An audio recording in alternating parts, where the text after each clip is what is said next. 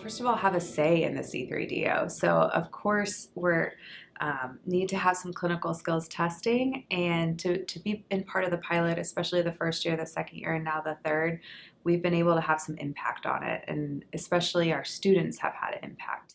Well, we wanted to be part of the national efforts to have a standardized exam for medical students. We also wanted to ensure that our curriculum is fostering that as well.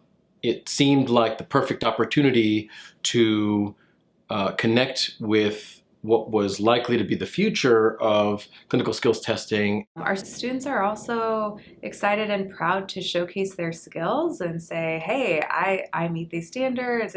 It's been a source of pride for our students to have completed and passed the C3DO. So from the student standpoint, it was pleasantly surprising. A lot of the feedback was it wasn't as bad as I thought it was going to be, right? It was fair. It was rewarding to see that they did know what they were supposed to do. They overall had a great experience in that it was smooth, it was clear.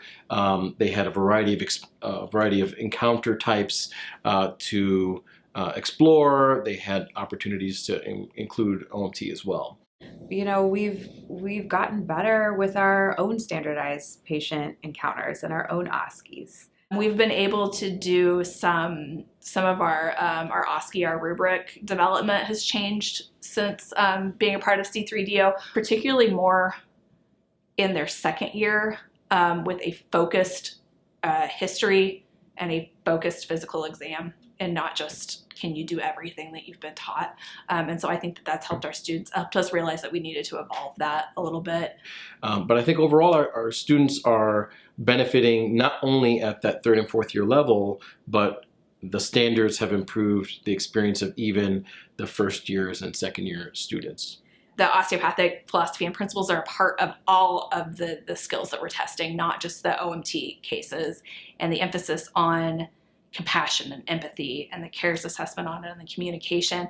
And it's challenging to assess that on a multiple choice test. We can assess clinical knowledge through other means like the complex exams, levels 1, 2, 3, but nothing does a standardized assessment of the skills, and that should be just as important.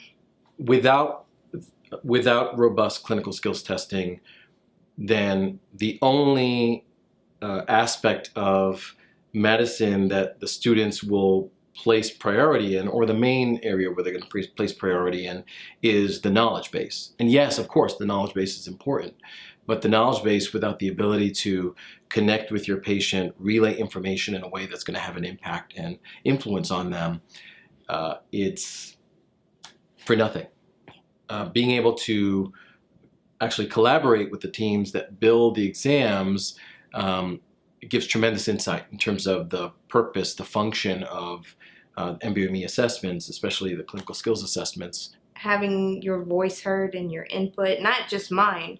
I'm talking about my students and my SPs and my faculty. All of us are feeling heard, and it's really refreshing take on our profession to say we are still who we've always been, but here we are just saying it a little louder.